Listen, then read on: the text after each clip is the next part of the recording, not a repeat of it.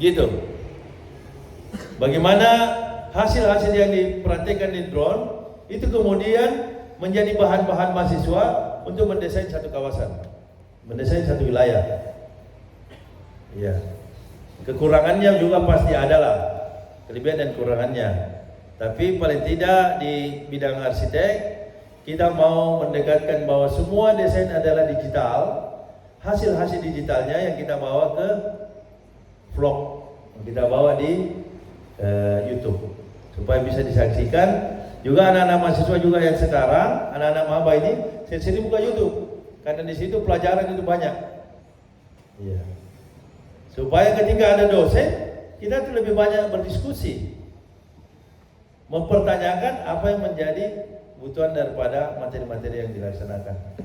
Intinya begitu, bahwa salah satu tugas saya ketika ada di PU itu bagaimana mendekatkan lab yang tidak ada di Tomakaka ini untuk kemudian mempergunakan lab yang ada di Dinas PU. Kita akan buka selebar-lebarnya. Silakan kalau ada anak-anak sipil, mungkin tugas besarnya, mungkin tugas akhirnya, atau anak-anak maba juga kalau ada yang mau lihat bagaimana uji kekuatan daripada beton, aspal, tanah, itu semua harus masuk lab. Karena kalau kita tidak paham itu sayang juga. Kita tidak bisa tahu metodenya, kita tidak bisa bersaing dengan yang lain. Saya kira itu. Terakhir, bahwa kemudian setelah kita mendapatkan hasil-hasil mapping ini, kita hendaknya mempresentasikan dan merangkumnya dalam satu kegiatan. Karena ketika kita melakukan satu pekerjaan, siapa yang selesai hari ini pekerjaannya, itulah pemenangnya. Banyak orang yang bisa memulai, tapi menyelesaikan adalah pekerjaan yang tidak gampang.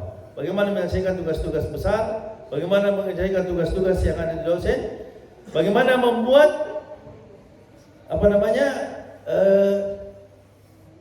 tugas-tugas ini menjadi bahan diskusi yang harian. Nanti pasti akan ada studionya juga, ini ada angkatan baru ya. Nanti dia punya studio masing-masing yang di situ berkolaborasi. Nanti hubungan juga dengan senior-senior, karena apa yang kalian pelajari sudah dilalui oleh senior-senior.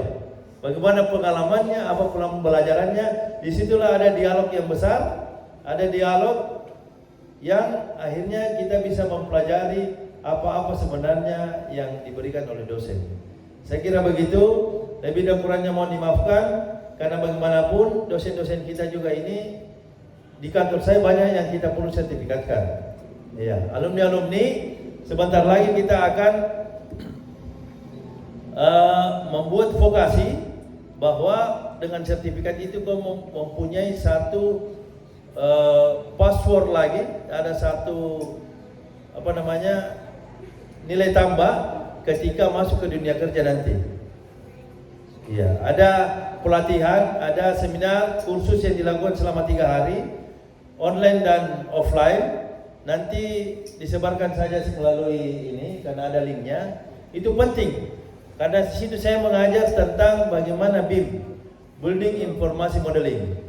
Periode sekarang bangunan dibangun dulu secara digital, kemudian dibangun secara konstruksi. Jadi tidak ada lagi persoalan-persoalan yang lebih besar kita dapatkan di lapangan karena semua sudah dibangun secara digital. Ini dibangun lama nih prosesnya. Dibangun pondasinya dulu, dibangun dindingnya, dibangun atapnya, tidak langsung seperti kita membuat SketchUp, tidak langsung seperti kita membuat AutoCAD saja, tapi sekarang periodenya menggunakan Building Information Modeling. Itu menggunakan Revit atau Tesla. Ini pelajaran pertama ini. Anak-anak sipil, alumni-alumni itu harus tahu dan dianjurkan untuk ikut pelatihan yang dilakukan kerjasama antara kampus dengan Dinas PU. Wajib ikut untuk anak teknik. Apakah nanti lulus atau tidak, apakah bersertifikat atau tidak, paling tidak harus ikut. Karena dia terbatas jumlahnya, yang maba tidak usah ikut dulu, yang senior-senior. Mungkin yang semester 5, semester 6 itu sudah harus ikut lah. Karena kita di sini tidak terlalu banyak. Kalau kita bicara di kampus lain, di Makassar atau mungkin di Parepare, kita bilang alumni itu sudah langsung 3 hari, 1 minggu sudah 100 yang mendaftar. Kita kayaknya enggak juga begitu. Per tahun di sini alumninya berapa di sipil? Kalau sipil Bisa mungkin 10-20 orang. iya, kurang lebih lah. Kurang lebih. Mungkin bisa 30 orang, 20 lebih. Kalau arsitek 5-7 orang. Mungkin bisa sampai 10 orang per tahun. Karena baru maju saja sudah proposal lama sekali baru jangan tutup. Saya juga heran juga itu. Tapi itulah kondisinya kita. Makanya saya konfirmasi juga dengan himpunan supaya himpunan ini, himpunan arsitek berafiliasi dengan Ikatan Arsitektur. Kakak-kakak senior yang dari kampus-kampus dimanapun melalui Ikatan Arsitektur, saya minta untuk membina ini himpunan. Iya, karena memang seperti itu tadi, 80% orang bekerja tidak sesuai dengan jurusannya. Di dunia konstruksi ada 73% orang bekerja tidak punya latar belakang dengan konstruksi. Bayangkan kalau bos kita itu dari anak ekonomi, ya tidak apa-apa sebenarnya. Tapi kalau anak teknik yang bikin perumahan, pasti itu akan jauh lebih bagus. Pasti akan jauh lebih keren. Pasti akan jauh bermanfaat. Karena kita tahu hitung bangunannya, kita tahu hitung untungnya berapa ini satu bangunan ini. Iya. Saya usulkan juga sebenarnya di dekat ini untuk kemudian dalam 1 bulan paling tidak ada 1 hari untuk dinamakan sebagai Entrepreneur Day. Dalam seluruh anak teknik kita kumpul, yang mau saja ikut, kita berbicara bagaimana berwirausaha dalam dunia teknik. Kita jadi konsultan kah? Kita menjadi interior design? Atau kita jadi tukang ukur, juru gambar? Atau kita ikut-ikut saja dulu, tidak apa-apa, sama senior-senior. Biasanya begitu, supaya ada pencerahan bahwa kita punya peluang yang besar ketika berbicara dunia konstruksi. Jangan wilayah kita itu diambil oleh teman-teman yang lain. Seperti kasir Indomaret itu tadi. Itu biar di mana itu sayang juga kalau dari apoteker menjadi begitu. Tapi yang paling tinggi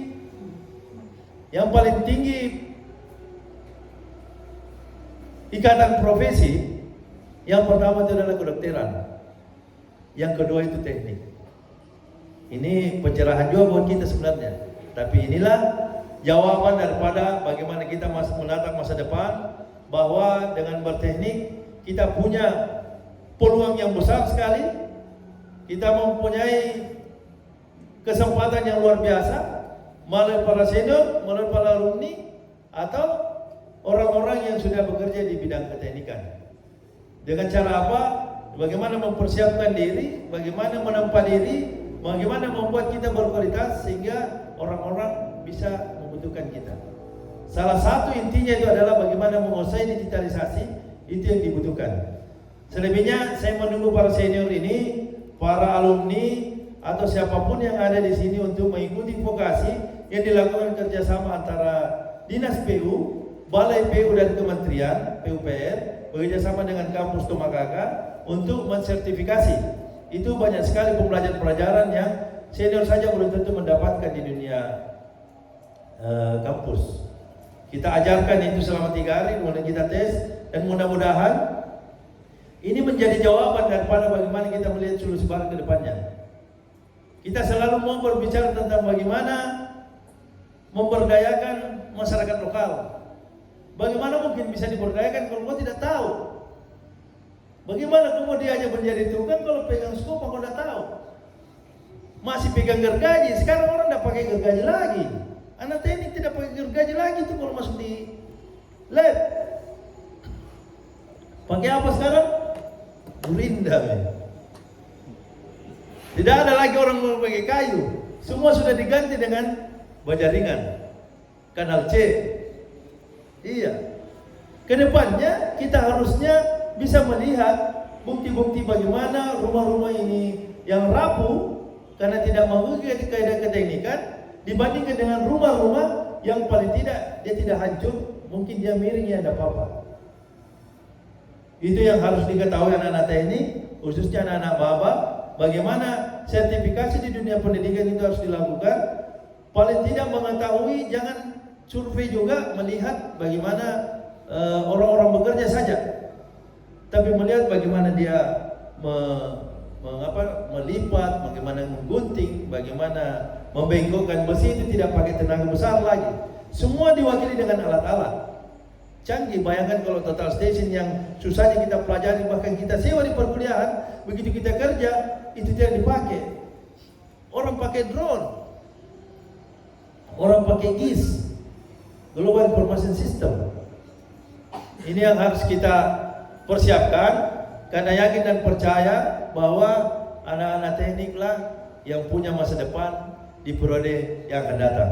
Ke depan kita akan sangat dibutuhkan dengan bagaimana ibu kota negara ada di samping kita.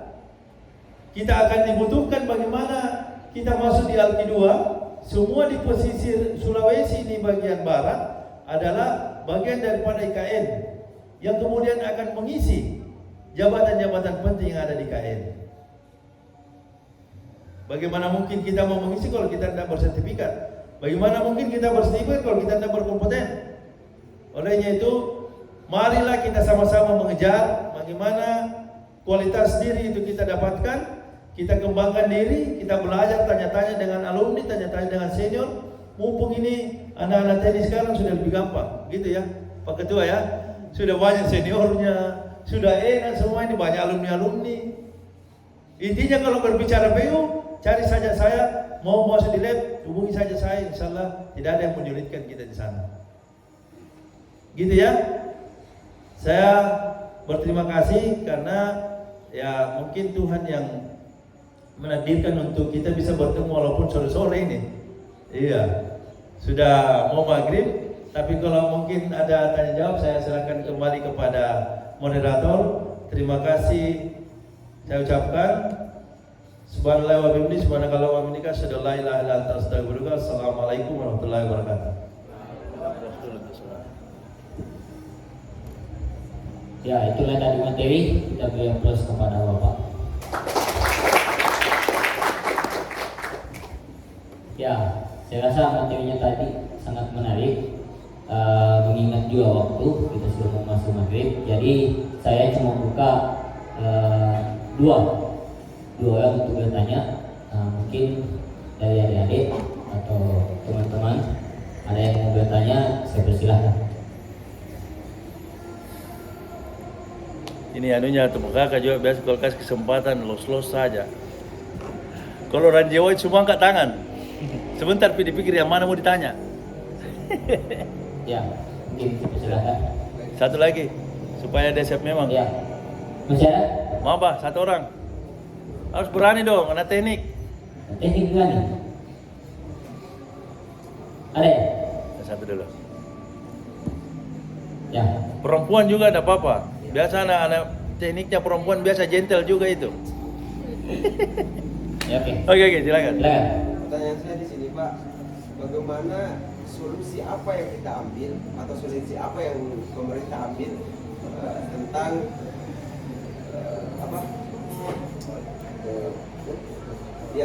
tentang menyikapi banjir ini, Pak? Yang misalkan kalau kayak yang di Sungai Kalimantan ini kan, katanya 15 tahun sekali, tapi sekarang kan muncul juga kayak di Karema sama 15 tahun sekali tapi muncul juga. Solusi apa yang diambil oleh pemerintah untuk menangani banjir-banjir seperti ini, Pak? Masih ada yang lain?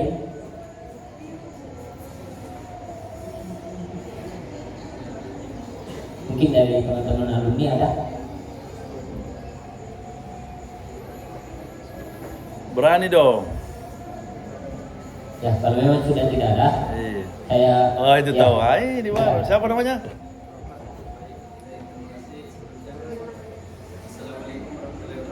Waalaikumsalam. Perkenalkan, nama saya Susilo Rahman, biasa dipanggil Rahman. Dari saya, Pak, mengapa suatu daerah kawasan perlu diberi saluran drainase? Terima kasih.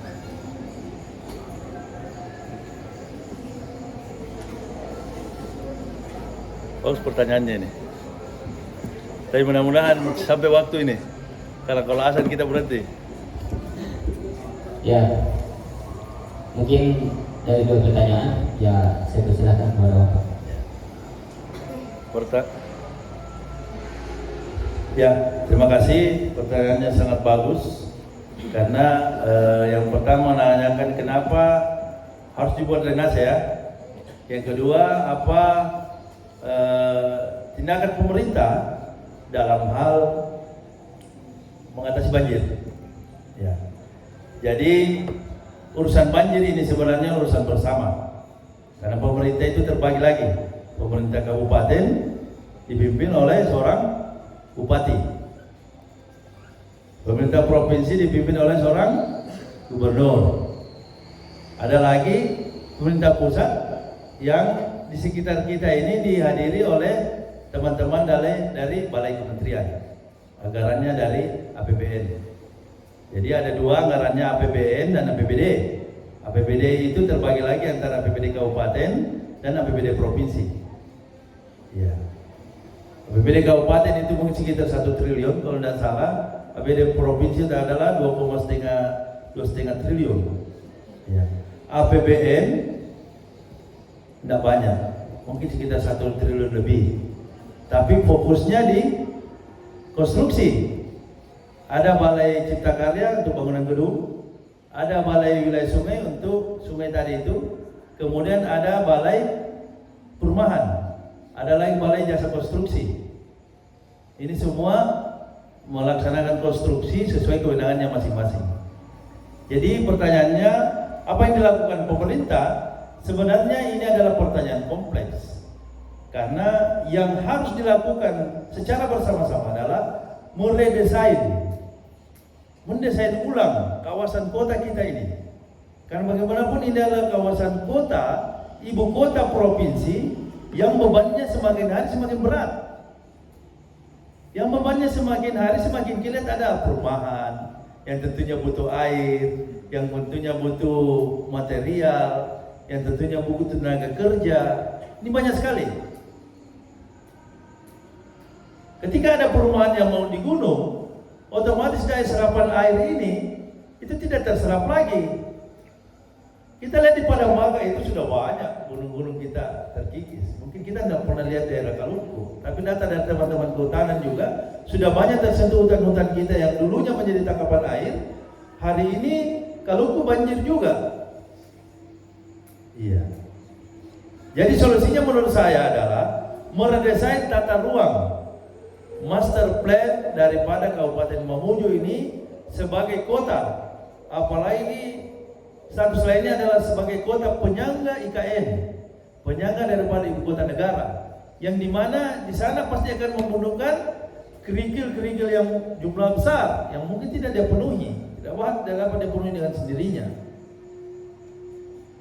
Begitu juga pasir, sudah mulai dipersiapkan dari Pasangkayu, daerah Palu, Donggala. Itu sudah mulai dikomunikasikan.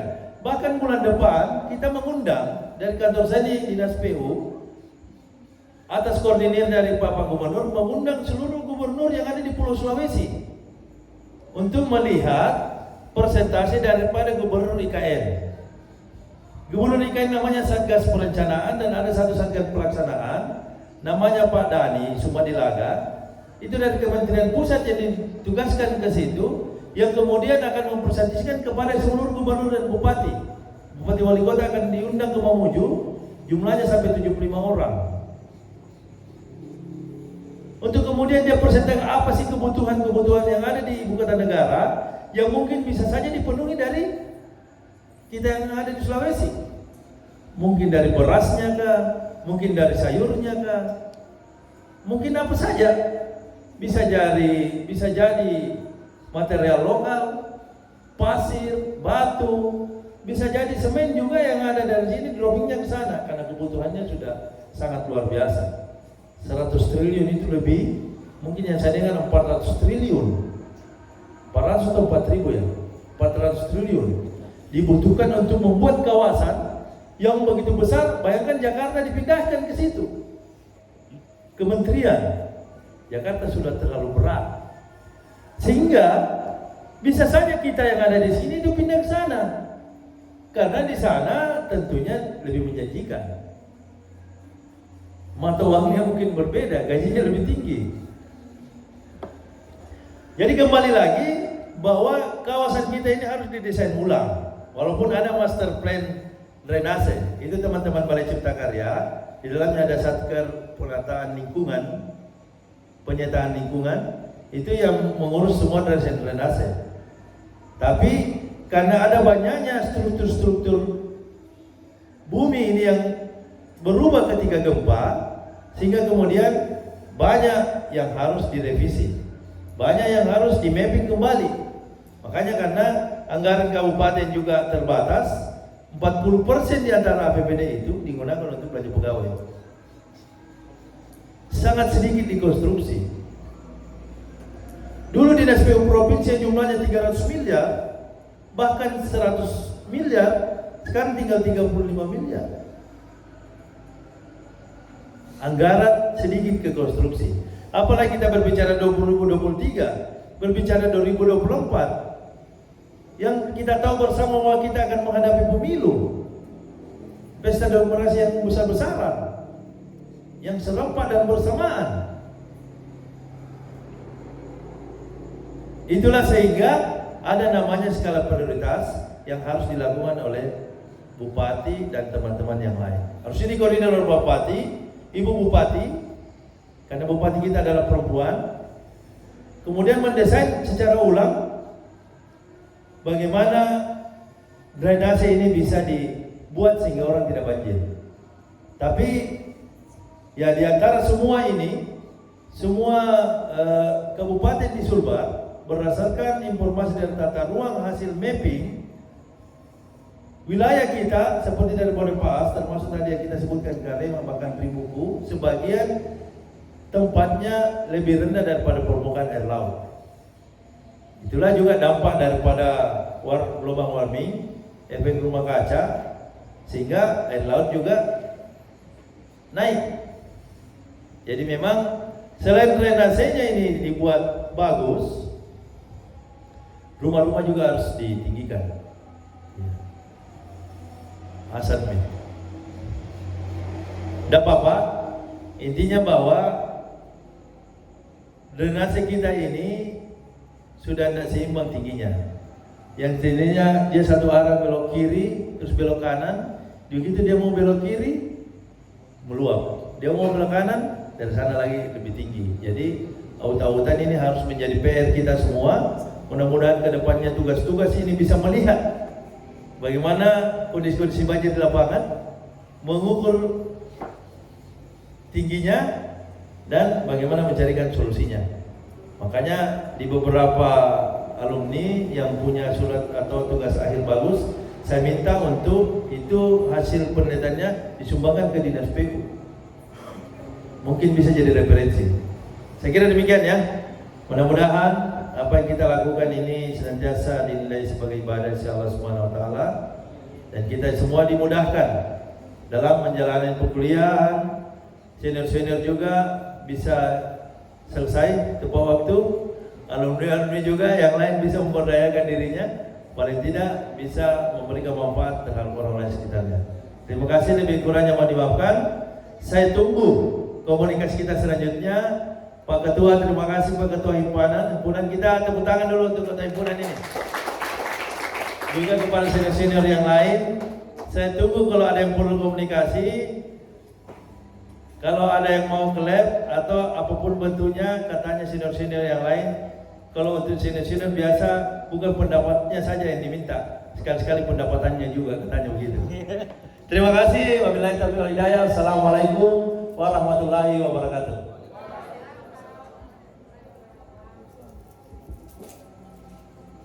Ya mungkin itulah tadi materi yang disampaikan oleh Bapak tentang kajian bagaimana sistem drainase perkotaan yang ada di wilayah Kota Mamuju.